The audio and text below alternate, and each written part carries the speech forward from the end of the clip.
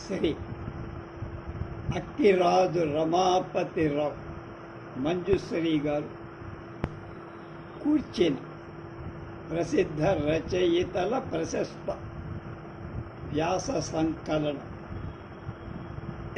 సాహితీ వైజయంతి 22వ భాగం 1-10-20. ఇవాల్టి వ్యాసం శ్రీ టేకుమళ్ళ అచ్యుతరావు గారు రాసిన మనుచరిత్ర, కథా సంవిధానం, శిల్పం, దానిపైన వచ్చిన విమర్శ, సమాధానం. కృష్ణదేవరాయల కాలాన్ని అంటే సుమారుగా 15వ శతాబ్దం అంతం వరకు సామాన్యంగా ఆంధ్ర కవులు గీర్వాణ గ్రంథాలను ఆంధ్రానికి పరివర్తన చేయటమే ముఖ్య కర్తవ్యంగా ఎంచుకున్నారని స్థూల దృష్టితో చెప్పచ్చు. సంస్కృతం నుంచి తెలుగే చేశారు, కానీ స్వయంగా తెలుగు కావ్యం రాయాలని ఎవరికి పట్టదు. అయినా ఆ కాలంలో కొన్ని గ్రంథాలు గీర్వాణ మాతృకలు కనిపించకపోయినా ఈ అభిప్రాయం నిరవశిష్టమనియే నమ్మకం. నన్నెచోడుడి కుమార సంభవం సుప్రసిద్ధమైన కాళిదాస కుమార సంభవాన్ని భాషాంతరీకరణం కాదని నిర్ణయం జరిగింది. అలా అయితే వేరొక గీర్వాణ మాతృక ఉండవచ్చునని విమర్శకులు నమ్ముతారు. ఎందుకంటే సామాన్యంగా ఆ కాలంలో ఆంధ్ర కవీశ్వరుడు స్వతంత్ర గ్రంథాలు రచించటానికి సాహసం చెయ్యకపోవటమే కారణం. అలా అయితే ఈ గ్రంథానికి మనుచరిత్ర మాత్రం గీర్వాణ మాతృక లేదు. దీనికి గీర్వాణంలో మాతృక లేదంటున్నారు. ఈ భాషాంతరీకరణ యుగం సామాన్యంగా శ్రీనాథుడి కాలంలో పూర్తయిపోయింది, అంతం అయిపోయింది. దిక్సూచిగా చెప్ప అతని హరవిలాసం కేవల ఆంధ్రీకరణం కాక స్వకపోల రచిత ఆఖ్యాయికంగా చెప్పచ్చు. ఇంకా ఆఖ్యాయికల గురించి అభ్యాసాన్ని మరొక చిన్నమే. ఆ మెట్టును పినవీరభద్రుడు ఎక్కలేకపోయిన నందిసింగన్న, ఘంటమల్లల్ల జంట కవులు ఎక్కే ప్రయత్నం చేశారు. వారి వరాహ పురాణంలోని దుర్జయోపాఖ్యానం కొంచెం ఎక్కువ తక్కువగా స్వతంత్ర ప్రబంధమని, ప్రబంధ రచనకు మొదటి దృష్టాంతమని నేను చెప్పాను. కనుక 15వ శతాబ్దాన్ని స్వతంత్ర ప్రబంధ నిర్మాణం మార్గశ్రమము నుండి గమ్యస్థానాన్ని కొంచెం దగ్గరకి చేరుతోంది అని అర్థం. ఇలాంటి వ్యవస్థలో ఆంధ్రభూజుడైన కృష్ణదేవరాయలు అవతరించి సంస్కృత గ్రంథానికి ఆంధ్ర భాషా వేషం ఇవ్వటంలో తృప్తి పొందక స్వతంత్ర ఆంధ్ర గ్రంథాలు వ్రాయటానికి ప్రోత్సహించారు. ఆయన ఆముక్తమాల్యదయో లేక పెద్దన్న యొక్క మనుచరిత్ర ఆ ప్రయత్నాలు మొదటి ఫలగా ఉండొచ్చు.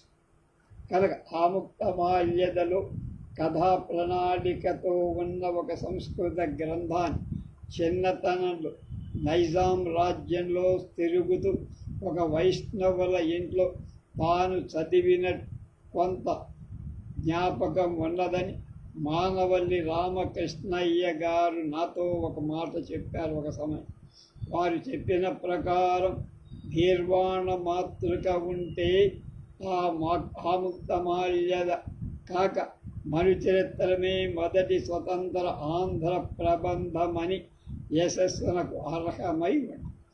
అంతేగాక ఆ కాలంలో గ్రంథాలలో ప్రధాన స్థానం అలంకరించటానికి మనుచరిత్రానికి మరొక అపూర్వ అతిశయం కూడా ఉంది. ప్రపంచంలో మానవ కోటికి ఐక్యకంఠంగా పొగడ్తకెక్కిన సుప్రసిద్ధ గ్రంథరాజాలలో ఒక విశేషాంశం సమాన ధర్మంగా ఉన్నది. అది ఏమిటంటే మానవ కోటి అంతటి చేత ఏకగ్రీవంగా అంగీకరింపబడి పరమ పవిత్ర మానవ జీవిత ఆదర్శాలకు ఆ గ్రంథాలు నిదర్శనాలై దేశకాల భేదాలు లేక సమస్త జనుల చేత పూజింపబడుతుంది.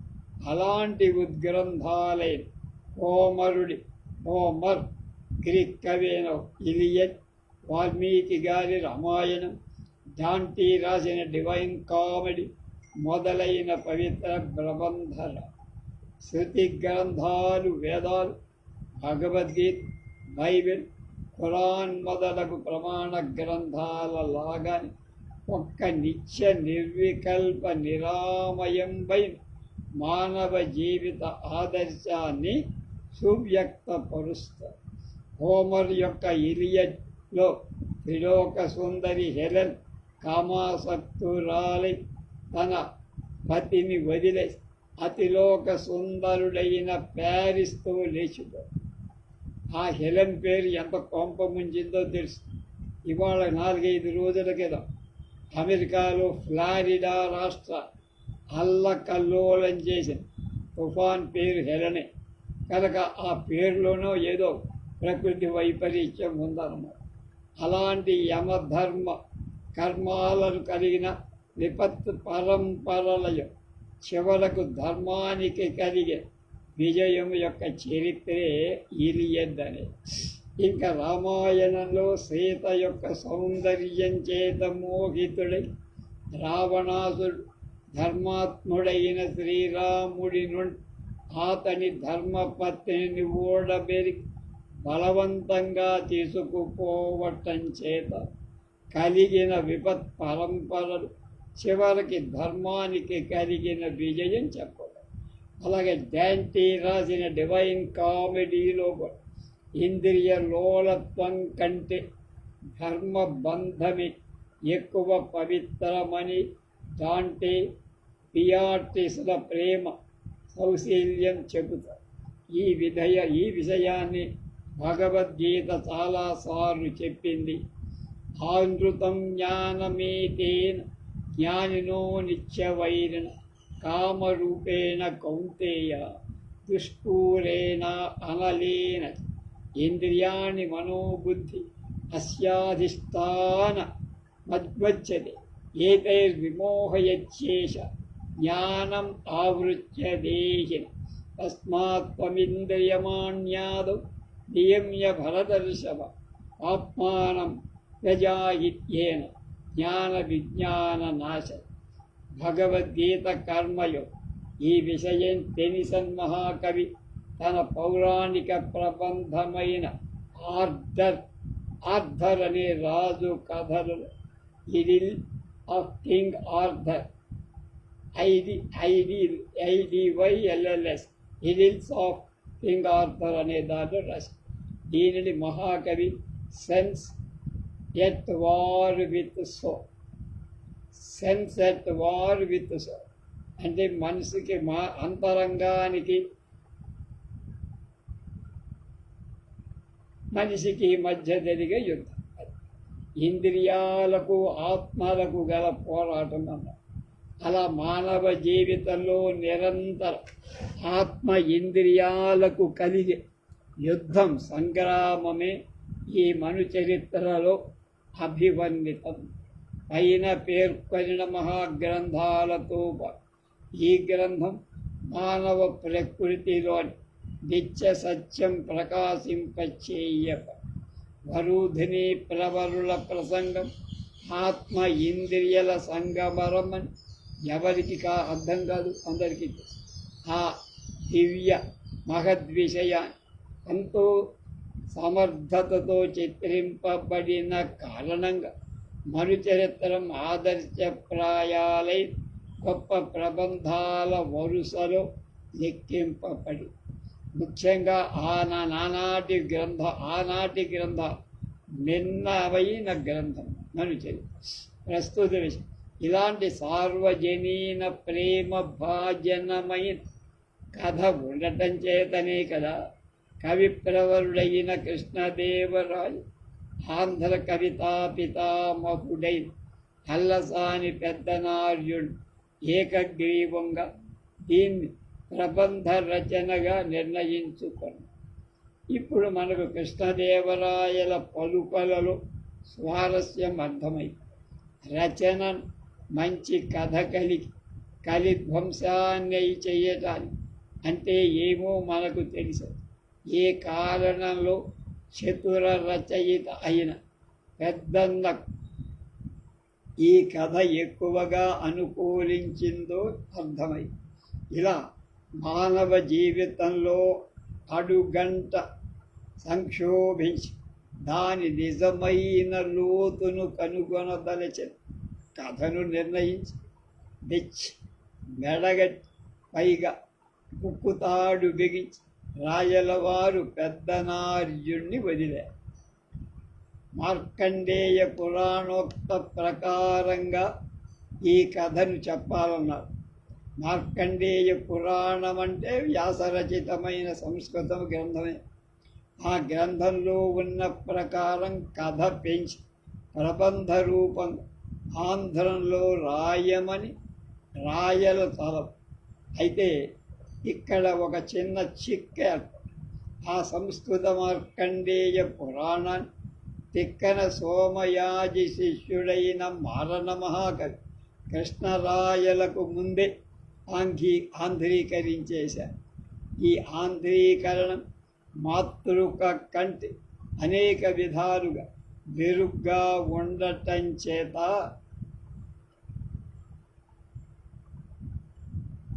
మార్కండేయ పురాణ కథలను తెలుగు ప్రబంధాలుగా రాసేడు వాళ్ళు తప్పక చదివితే, అలాగే మారణ కవి తన గ్రంథానికి స్వారోచిషమను సంభవ కథను ప్రత్యేక అభిమానం ఉంచి రసవత్తరంగా రచించటం చేత ఆ కథ తర్వాత వ్రాసిన వాడు మారణ మార్గాన్ని అనుసరించక తప్ప.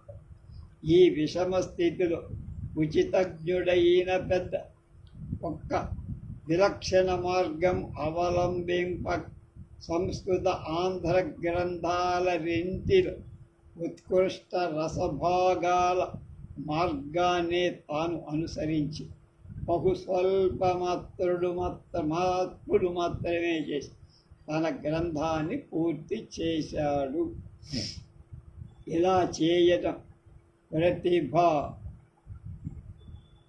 విశేషమే కానీ గ్రంథ చౌర్యం కాదు. ఇలా చెప్పటంతో పెద్దనార్యుడు మాతృకకు ప్రతిబింబంగా తన గ్రంథాన్ని రాశాడు అని ఊహించద్దంటారు. కథాక్రమంలో 2-3 స్వల్ప విషయాల్లో తప్ప కేవలం మాతృక అనుసరణమే. కథాకల్పనాలు చాలా వరకు మాతృకలోనివి కనుక పెద్దనార్యుని తన కథా శరీరాన్ని పోషించి అలంకరించటంలో ముఖ్యంగా కనిపిస్తుంది. అతని సంధాన నైపుణ్యం ముఖ్యంగా స్వాభావిక వర్ణనలలో, పాత్ర సంభాషణలో, నానాభావ ప్రకటనలలో కలవు. అల్లసాని వాణి అల్లిక జిగిబిగ్ అని ఉంది కదా. కథలోని అల్లిక ప్రత్యేకంగా పురాణంలో కథ కడు దీర్ఘమైంది, పొడవుగా ఉండటం చేత 6 ఆశ్వాసాల గ్రంథాన్ని పూర్తిగా సరిపోయింది. కాబట్టి కథను పెంచి అలా అల్లవలసిన అవసరం కూడా లేకపోయింది. అయితే ఈ కవివరుడు కనపరచినటువంటి విశేషాలు జిగి బిగి. జిగి అంటే కాంతి, బిగి అంటే సాంద్రత, డెన్స్ అంటాము. కనుక రసపుష్టి మూలంగా జిగి, భావ సంభృతి మూలంగా సాంద్రత, కథావల్లిక అల్లికకు చేప. ఇలా రసభావాలు సువిశేషంగా స్వాభావికంగా పెంచి విస్తరించడంలో పెద్దనార్యుడి కంటే పెద్ద ఆంధ్ర కవులలో ఎవరు కనిపించరు. పెద్దనార్యుని కావ్య సంధానాన్ని గురించి వేటూరి ప్రభాకర శాస్త్రి గారు ఇలా చెప్పారు: లోక స్వభావానికి సరిపోయే సంవిధానంతో ఆయా పాత్రలను నెలకొల్పి ఔచితికి ఏమాత్రం భంగం రాకుండా దత్తతాయా రూపచేష్టాదులు అమర్చి ఏ సందర్భంలో చూసినా అక్కడ అద్దిర అనవలసేటట్లుగా ఇతివృత్తాన్ని నడిపించే నేర్ పెద్దనకు కుదిరినట్టుగా మరొక కవికి కుదిరింది కాదన్నారు. ఈ నిగూఢంగా ఉండి మనోభావాలను స్ఫటపరిచి అలాగే తప్పున విప్పి చెప్పిన పద్యాన్ని ఈతడు నిరూపిస్తాడు. ఈ అభిప్రాయంతో నేనంతా కూడా ఏకీభవిస్తున్నానంటున్నారు తేకుమల్ల అచ్యుత. ఆయన కాశీభట్ల బ్రహ్మయ్య శాస్త్రి గారి వ్యతిరేక అభిప్రాయాన్ని సహేతుకంగా విమర్శించి పెద్దనార్జుని కథా సంవిధాన చతురతను నేను సమర్థించి మార్కండేయ పురాణోక్తంగా కథేతి వృత్తాన్ని రచించిన తన బుద్ధి చాతుర్యంలో రసపుష్టి కోసం ఔచిత్యం కోసం చిన్న మార్పులు అక్కడక్కడ చేశాడు పెద్దనామాచి. ఈ మార్పులు అన్నిటిలో బాగా ఒక్కటి తప్ప మిగిలినవి చాలా స్వల్పాలు బుద్ధివి. ఈ మార్పులు చేయటంలో సంస్కృత మాతృకను మారను ఆంధ్రీకరణాన్ని కూడా జాగ్రత్తగా పరిశీలించి తన ఉదార బుద్ధికి తోచిన విధంగా ఆ స్వల్ప మార్పులను చేసినట్లు కనిపిస్తుంది. ఈ 3 గ్రంథాలలో సామ్య భేదాలు స్థాళీపులాకంగా ఇక్కడ చూపిస్తానంటున్నారు తేకుమార్. 1. సిద్ధ ప్రవరల ప్రవరుల మూలంలో అనేక దర్శిత్వే నాతి శ్రమ సమన్విత త్వం నాతి వృద్ధో వయసా నాతి వృద్ధశ్చ యౌవనా కథమల్పేన కాలేన పృథ్వీ వీమటసద్దిజ మంత్ర ఔషధ ప్రభావేన విప్రా ప్రతిహతాగతి యోజనానాం సహస్రాం వా దివార్థేన ప్రజామ్యకం. మారనేం చెప్పాడు?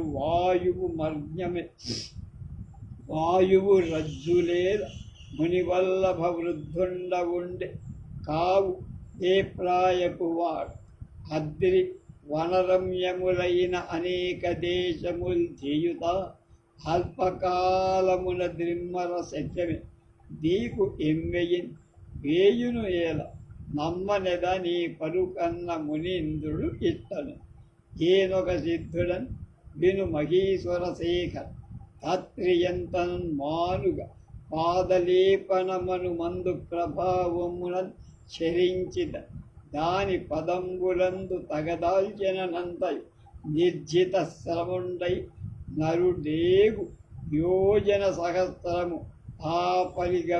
నాపగ ఇంటి లోపల పెద్దను వెరవక మీ కొనత్తోక విన్నపమిత్తివి ఎల్ల చూచిరా ఎరకలు గట్టుకొన్న మరి ఏండ్లును పూండ్లును పట్టు రాయపున్ చిరుతనంబున మీ మొగము చెప్పక చెప్పాడు అదిరయ్యా మా కెరుగుంగదర మీ మహిమ లీర ఎరుంగుదురు ఏమి చెప్పు అనిన పరదేశ్ గృహపతి కనియన్ సంధియము తెలియనడుగుట తప్ప వినవయ్యా జరయు రుజము చనకంగా వెలతు మమ్ము సిద్ధులగుటను పరమంబైన రహస్యమౌనైన తాపంచెప్పెదన్ భూమి నిర్జర వంశోత్తమ పాదలేపనమను పేరుంగల్గు దివ్యౌషధంబున రసపుం ఈశ్వర సత్కృపం కలిగి తద్భూరి ప్రభావంబునన్ చెరియుంతున్ పవమాన మానవ తిరస్కారి పరాహుండు. మూలంలో ప్రవరుడు సిద్ధుడి గురించి మాట్లాడుతూ సిద్ధుడు అతి వృద్ధుడుగా కనిపించల యవ్వనాన్ని అతిక్రమించినట్టుగా కూడా లేదు. కనుక స్వల్పకాలంలో సమస్త దేశాలు ఎలా చూడగలిగాడోనే ఆశ్చర్యం కనపడింది. కనుక దీన్ని కొంత మారుస్తూ సిద్ధుడు తాను అనేక దేశాల్లో తిరిగానని, చెప్పిన మాట అబద్ధాలని, తాను నమ్మలేదని చెప్పటం చేత మూలల్లో ఉన్న ఉభయుల గౌరవాన్ని చెడగొట్టిన వాడయ్య. మునీంద్రుడు కల్లరి అని, ప్రబలుడు మునుల శీలాన్ని ఎరుంగని వాడని తేల్పటం చేత ఉభయుల పాత్ర పోషణ అయోగ్యమైంది. పెద్దన ఈ సంభాషణాన్ని కొంతవరకు మార్చి పెంచిన ముని ప్రవరుల శీలం ఏమాత్రం చెడగొట్టకుండా మూలం కంటే మరికొంత మెరుగులు పెట్టినవాడు అయ్యా. ఎలా అంటే యోగసిద్ధుడితో ఈ చిన్న పాప మాట్లాడటానికే భయపడుతున్నాడు. ఆ సిద్ధుడు అన్ని దేశాలు తిరిగిన చిరుతప్రాయం దాటలేదన్నట్టుగా కనిపించడం తనకు ఆశ్చర్యంగా ఉందా. కానీ మునిసత్తముల మహిమలు తెలుసుకోవడం ఆవశ్యకమని సవినయంగా చెప్పు. ఈ సంబంధాన్ని చాలా తృప్తికరంగా గురువు వద్ద శిష్యుడికి ఉండాల్సిన వినమ్రత, భక్తి ఇక్కడ వెళ్ళడం. వరుధిని ప్రవరుల సంభాషణ. అభీష్టామూల అభీష్టాగార్హపత్యాద్య సతతమేత్రయోగ్యత రమ్యం మహామగ్ని తరుణం శరణం దేవీ విస్తరణీ ప్రియా మాల అనలు నియందు రేపును మాపు వెల్పంగ పడు హవ్యముల చేసి పడయవచ్చు. పుణ్యలోకంబులా పొలతిని వెరుంగవి త్రిజగంబు హవ్య ప్రతిష్ఠితం అనిన ఆయింది నాయందు నిగిరియన్ నీకు ప్రియం వేల నెలవు కొన విద్యాధరాదులు విడిచి మనుష్యుల కడకేల అరుగంగ దడంగదెరు విను దర్భలు నరణులు వేదికలను అగ్గునులు నాకు కరము ప్రియం వనర్చు కాని ఉండెందు ప్రియమొదగలుగదని అవ్వరూధిని ఇట్లను అతనితో పెద్దనగా తక్కువ కదా. తరుణి రేపును మాపు హవ్యముల చేతం తృప్తుడై వగ్ని సత్కరుణాదృష్టిన సంగు సౌఖ్యములెరుగన్ శక్యమేని నా కరణలు దర్భలు అగ్నులు ప్రియములై అట్లన్యములు కావు. వడలు తేరమే వడలు స్థిరమా శరీరమని చెప్పకు మెట్టి తుచ్చ సుఖములు విశాలపై తేరి. ప్రబలుడు హవ్యవాక నుండి స్తుతించడం మూలం.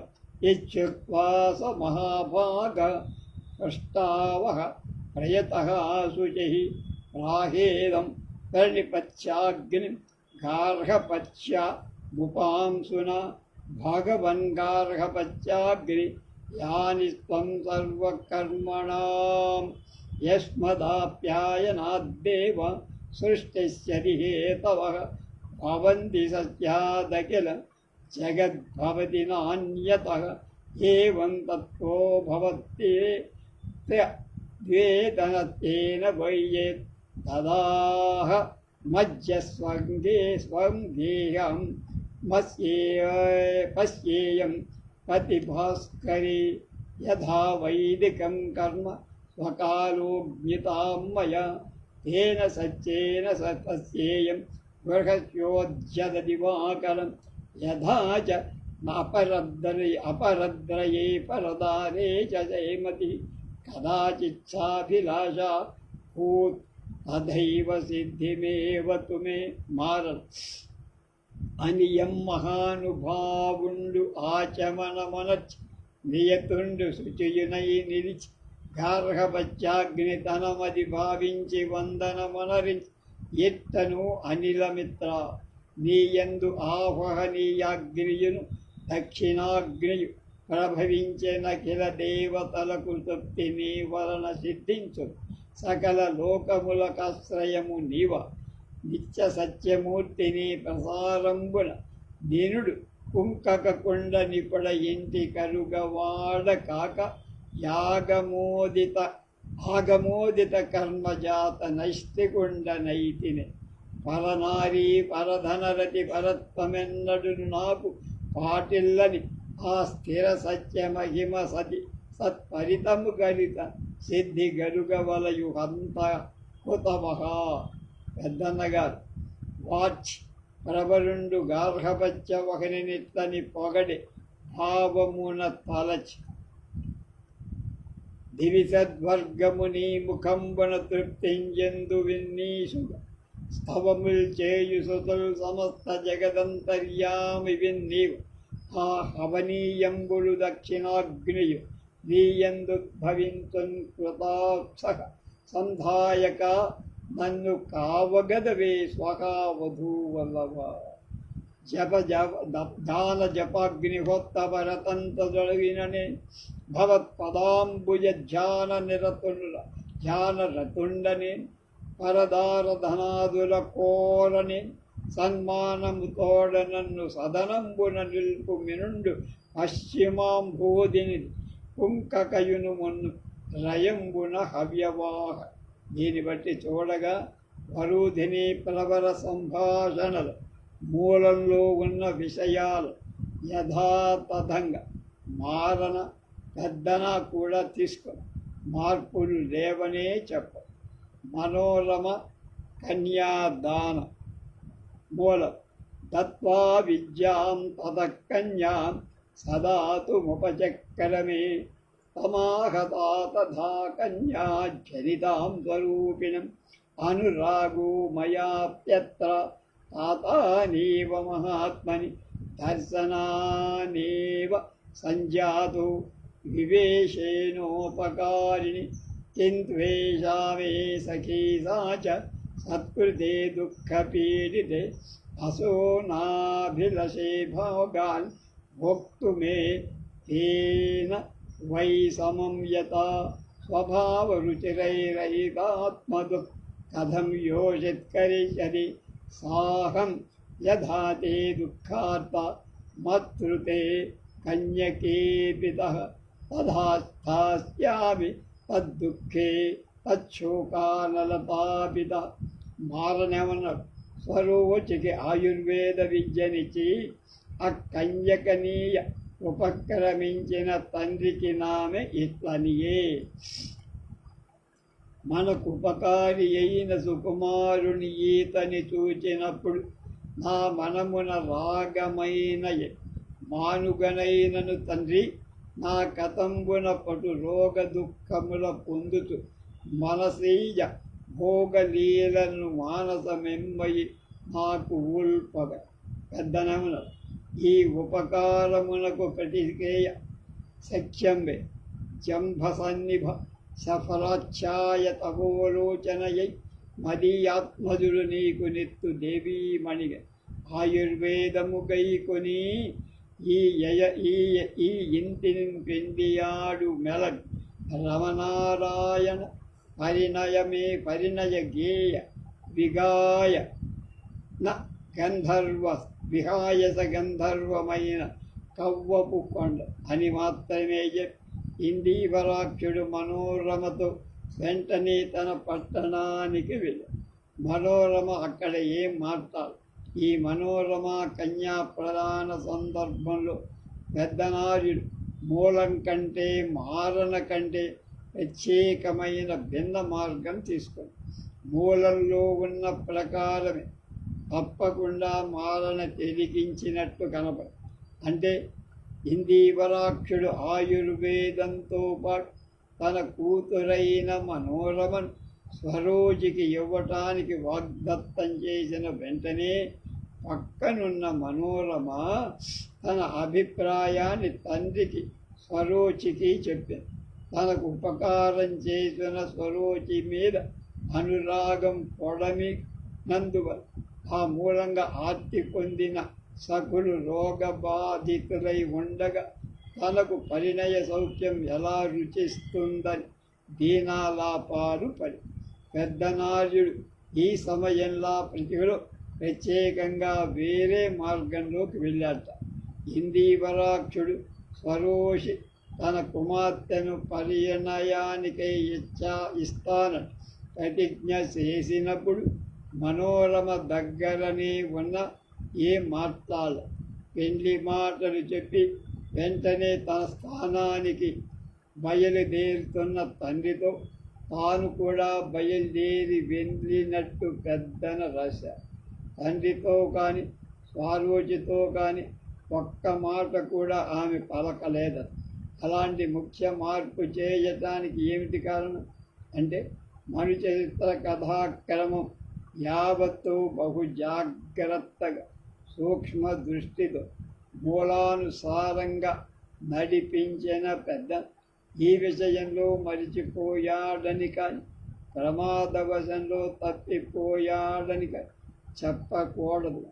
ఎందుకంటే మనోరమ తన మనోవికారాలని విచారాన్ని వివాహం తరువాత భర్తతో ఏకాంతంగా ఉన్నప్పుడు విన్నవించుకున్నట్లు పెద్దనే రాశారు. కాబట్టి మనోరమ వాక్యాలు పెద్దన్న ఉద్దేశపూర్వకం స్థలాంతరానికి మార్చాడని అర్థం చేస్తుంది. అంటే తను స్వరోజికి పెళ్లి చేయటానికి నిశ్చయించుకొని తండ్రి వాగ్దత్తం చేసిన తాను మాట్లాడకుండా ఊరుకొని వివాహం తన పతితో కేలీ మందిరంలో ఉండగా భర్తను పెళ్లి. ఈ మార్పు యొక్క ఉద్దేశం స్వారస్యం మనం గ్రహించాలి. వివాహానికి పూర్వం ఏమి మాట్లాడక వివాహం తర్వాత పతి అనురతిక అనుకూలుడై ఉండగా అతనికి ఆ సమయంలో వేడుకొనటం వెలయాడి వర్తనమని మనోరమ భోగ స్త్రీలాగా నటించిందని కాశీభట్ల బ్రహ్మయ్య శాస్త్రిగా తీవ్రంగా ఆక్షేపించారు. కాబట్టి ఈ విషయంలో మనోరమ శీలం ఎట్టిదో పెద్దనార్యుడు ఈ మార్పు ఎందుకు చేశాడు మనం తెలుసుకోవాలి. తన తండ్రి తన సరోజినితో పెళ్లి చేయ నిశ్చయించుకొని వాగ్దత్తం చేస్తున్న తానేం మాట్లాడకుండా ఇష్టానిష్టాలేవి తెలియచేయక నిన్నగా ఉండి అంటే మాట్లాడకుండా ఉండి తండ్రితో కూడా అంటే తన తండ్రికి పెళ్లి కుమారుడికి జరిగిన సంభాషణలో తానేం పాల్గొనలా. తనకు పెళ్లి చేయటం తండ్రి కాదని తలసి ఊరుకున్నాడా?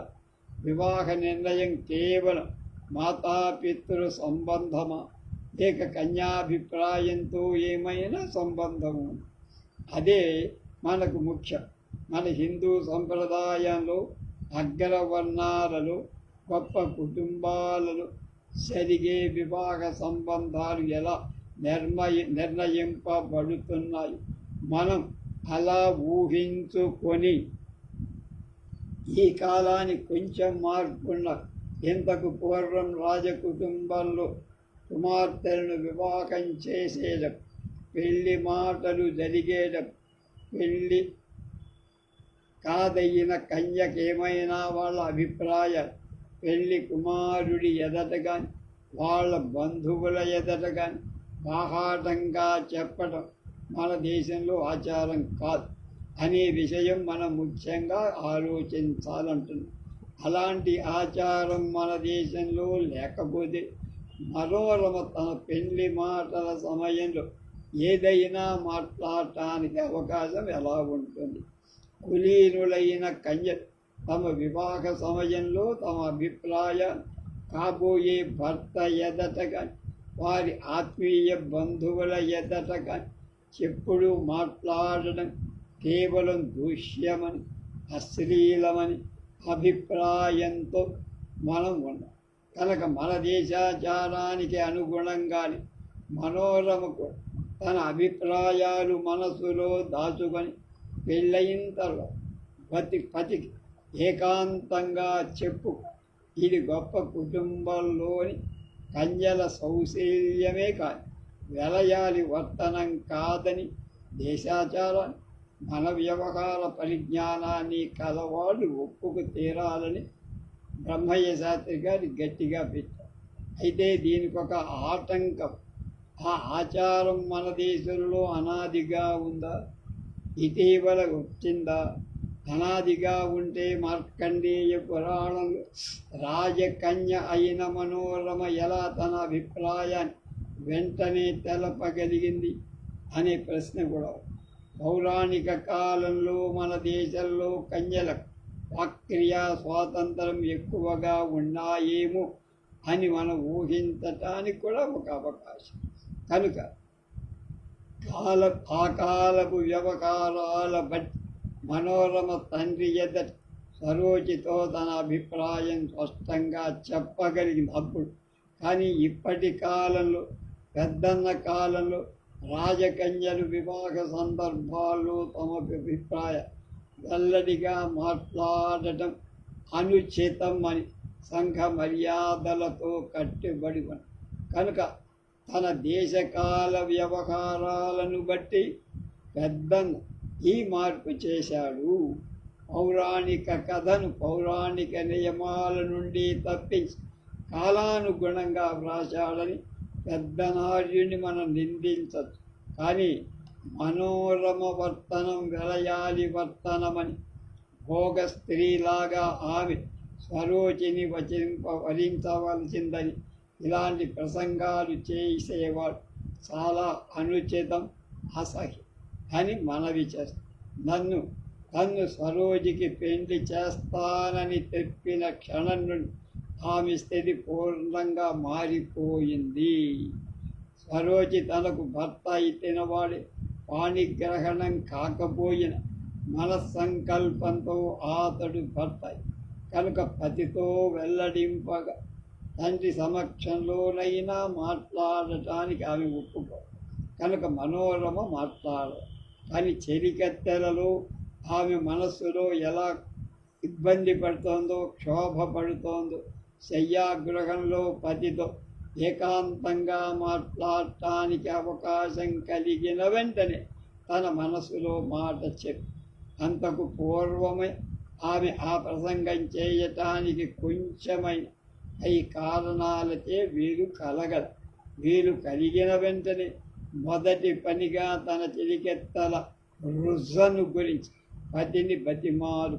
కనుక పెద్దన్నగారు చేసిన మార్పు మన కులాచారాన్ని, సంఘాన్ని తగినట్లుగానే ఉంది. ఆయన పూర్వంగా అలాగే చేశాడని.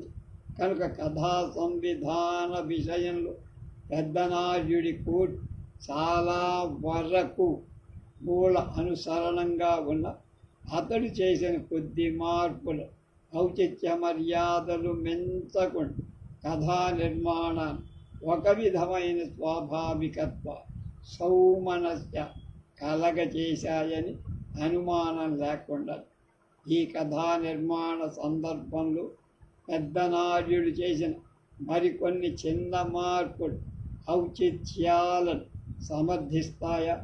నా వ్యాసంలో విపులంగా రాయాల్సి వచ్చి రస విషయంలో అక్కడక్కడ స్కాలిత్యాలున్న కథా నిర్మాణంలో మాత్రం అనౌచిత్య దోషం ఎక్కడా చూడబోము అని నిస్సంశయంగా నేను చెప్పగలను. అనౌచిత్యాధృతేనాన్యత్ రసభంగస్య కారణం అని క్షేమేంద్రుడు చెప్పారు. రేపు మనుచరిత్ర కావ్యము శైలి అనే దాని గురించి తేకుమల వారి వ్యాసాన్ని కొనసాగిద్దాం.